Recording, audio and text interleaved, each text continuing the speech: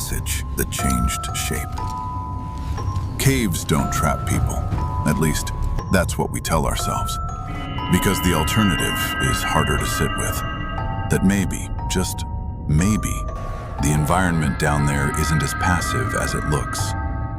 Tonight, on Mr. Wick and Whispers, this is one story pulled from deep cave exploration accounts. The kind that starts normal, routine even, and slowly becomes something else. Something harder to explain. Passages that seem tighter on the way out than they were going in. Turns that don't line up with the map. A feeling that the cave is adjusting. And near the end, there's a moment that still doesn't make sense, even to the one who made it out. We went in at 9:12 that morning.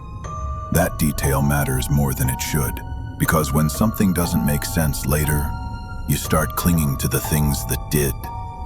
The timestamps, the distances, the measurements, the parts of reality that are supposed to stay fixed. There were 3 of us, Eli in front, me in the middle, Carson behind. Standard formation for tight cave systems. The entrance wasn't dramatic. No towering opening or cinematic drop. Just a narrow limestone break in the earth. Easy to miss if you weren't looking for it. That's how these places work. They don't look dangerous from the outside. They look like an invitation. But the moment the sun disappeared behind us, the air changed. It wasn't just colder, it was thicker. It felt like walking into a lung that had forgotten to exhale. We'd mapped systems like this before, logged tighter squeezes, longer crawls. Nothing about this one suggested it would be different. About 20 minutes in, things started to feel off. Not wrong, not yet, just slightly out of alignment. The passage narrowed into a crawl space, low ceiling, damp stone pressing in from both sides. Standard, manageable. Eli moved ahead, steady, calling out distances like usual. 10 feet forward, slight drop, keep right. I followed his light, watching the beam bend around the rock ahead. The silence down there isn't like the silence above. Above ground, silence is the absence of noise. Down here, silence is a physical weight. It presses against your eardrums. It makes you hear the internal mechanics of your own body, the wet slide of your joints, the thought of blood in your temples. Carson behind me was quiet. The deeper you go, the less people talk. Every word costs oxygen. Every sentence feels like an intrusion on the cave's privacy. But then Eli stopped. Not suddenly, just slowed. "Hold on," he said. His voice didn't echo, it just settled. Like the walls had soaked up the sound before it could even leave his lips. "What is it?" I asked. There was a pause. I could hear his nylon suit rasping against the limestone. A dry, grinding sound. "Nothing," he said. "Just tighter than I remember." That didn't make sense. We hadn't been here before. But I didn't question it. You don't question the lead when you're horizontal in a tube of solid rock. We kept moving. The crawl space compressed further, shoulders brushing rock now, chest close to the ground. You adjust your breathing in spaces like that. Smaller inhales, controlled exhales. If you fill your lungs too much, your rib cage locks against the ceiling. You become a wedge, driven into the earth by your own breath. Panic wastes oxygen. I remember focusing on that, breathing in rhythm. In for 3, out for 3. Until something shifted. Not physically, not something I could point to, just the feeling. Like the space around us wasn't static anymore, like it was responding to our presence. Every time I exhaled, the rock seemed to settle just a fraction of a millimeter closer. Eli moved forward again, but slower this time, more cautious. "Okay, there's a turn up ahead," he said. I saw it too, a slight bend to the left, barely visible beyond the narrowing rock. We reached it, and that's when the first real problem happened. The passage after the turn was smaller.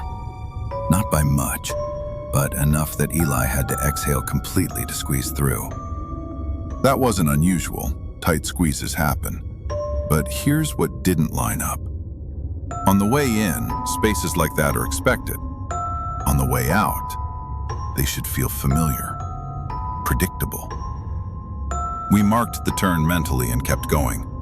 Another 20 feet, another drop, another narrowing. Each one just slightly tighter than the last. Still manageable, still explainable. Until Eli stopped again. This time, longer. "What is it?" I asked. My chin was resting in the mud. I couldn't lift my head more than an inch. No answer. "Eli?" Then finally, "This doesn't match." The words landed heavier than they should have. "What doesn't match?" Carson asked from behind me. I could hear the tremor in his voice, the sound of a man realizing the exit is getting further away even as he moves toward it. "The layout," Eli said. "This should open up into a chamber.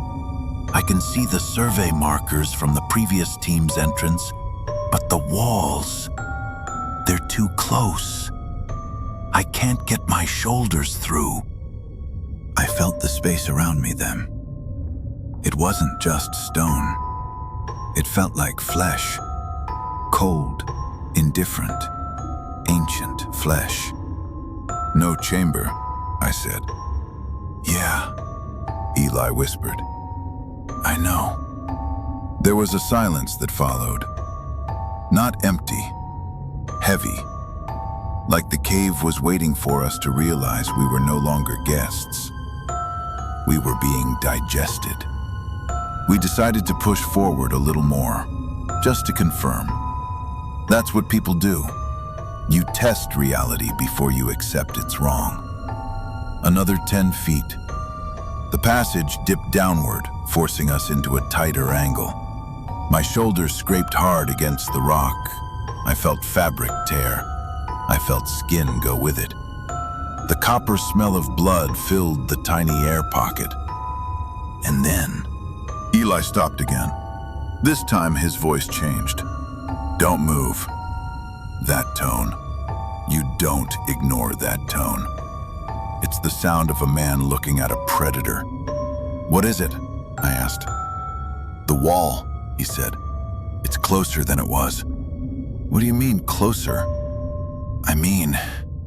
He exhaled slowly, and I heard the rock grit against his helmet. "I can't turn my head anymore. It's pinning me." He had been moving fine just seconds before. I tried shifting slightly where I was. The rock pressed tighter against my ribs. It wasn't a collapse. There was no dust, no falling debris, just a silent, tectonic hug. Carson behind me shifted too. "Yeah, it's tighter," he said. His voice was becoming high-pitched, the sound of looming hysteria. We decided to turn back. That's the moment everything changed, because turning around wasn't simple anymore. The space behind me, the path we came through, felt smaller. Not drastically, but enough that reversing required more effort, more compression. "Just go slow," Eli said. His voice was steady, too steady. We started back, one movement at a time. But with each inch, the pressure increased. The walls weren't collapsing. They were consistent, uniform, like the space itself had been measured to tighten evenly around our bodies. I felt a sudden sharp spike of claustrophobia, the kind that makes you want to scream and thrash, even though you know thrashing will only lock you in tighter. My heart hammered against the floor of the cave. I could feel the earth's heartbeat in response. Or maybe it was just the echo of my own terror. Carson was breathing harder behind me now. The sound of his hyperventilation was terrifying. "You feel that?" he asked. "The ceiling. It's touching my hair. It wasn't touching my hair before."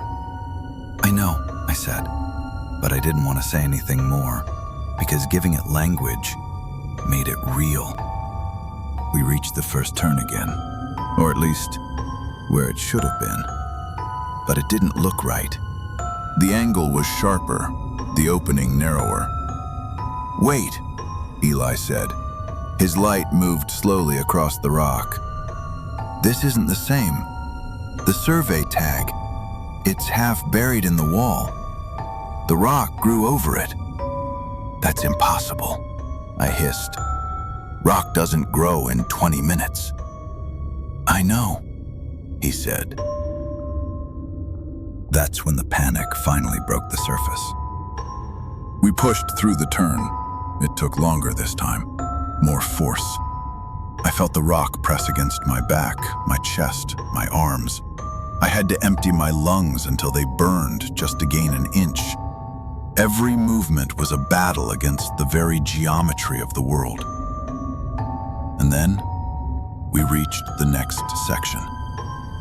It was wrong, completely wrong. The drop we had climbed down earlier was steeper now, the foothold barely there. The cave was morphing, reshaping itself to keep us like a closing eyelid. The deeper we went back, the more it resisted. It didn't block us, it just adjusted. Like it knew exactly how much space to allow and how much to take away. Eli's movements became sharper now. "We're almost there," he said. I focused on the entrance. Light, air, space. But a thought I couldn't shake kept circling. What if the entrance wasn't where we left it?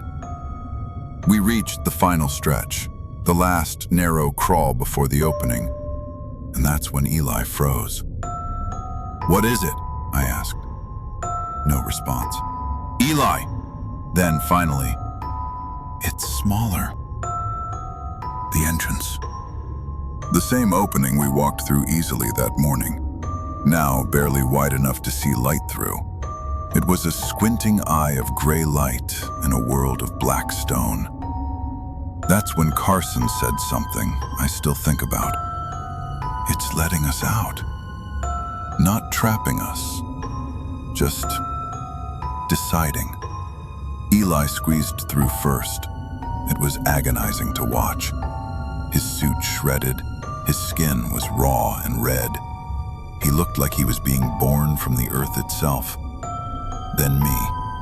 The rock pressed harder than anything before it.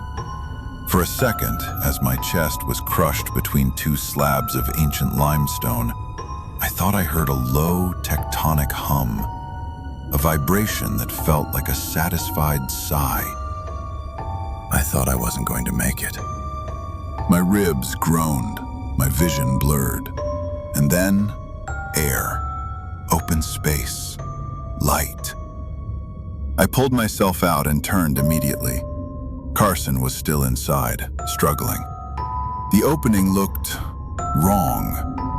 It looked like it was knitting itself shut. "Carson!" I shouted. "I'm trying! It's moving! The floor is rising!" His voice was a shriek of pure primal fear. Then he stopped. "I can't," he said. "I'm stuck. My hips. It's got my hips." Eli grabbed my arm. "Don't go back in." "What do you mean, don't?" "Look at it." I did, and for a second, it felt like the opening shifted just slightly, like it was puckering. We grabbed Carson's hands.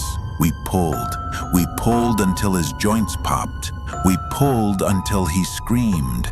And then, with a sound like a wet cork leaving a bottle, he slid out. All three of us collapsed outside. No one spoke for a long time. The sun felt too bright, the sky too big. We looked back at the entrance. It was the same as before, wide enough, normal, still, like nothing had happened. Because here's the part that doesn't go away. We checked the footage later. Helmet cams, timestamps, everything. And the measurements didn't match. The space we crawled through on the way in was not the same space we crawled through on the way out. On the video, you can see it. You can see the walls of the passage, closer to the camera on the return trip. Not collapsed, not damaged, just different. The cave didn't try to kill us. It just wanted to see if we could still fit. Back at the entrance, it looked harmless again, just a crack in the earth. Still, quiet, unchanged. But that's the thing about places like that. They don't need to look different to be different.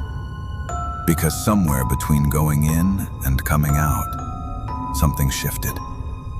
And whether it was the cave or something inside us still isn't clear. There's one thing that's even scarier than that story. Not watching another video like this one. Because next time, it's not just about caves. It's about places people walk into and come back from different. If this story stayed with you, if you feel a little tighter in your chest right now, make sure to like the video and subscribe to Mr. Wick and Whispers. And let us know in the comments, which part felt the most real? Or worse, which part felt possible? Sleep well, if you can.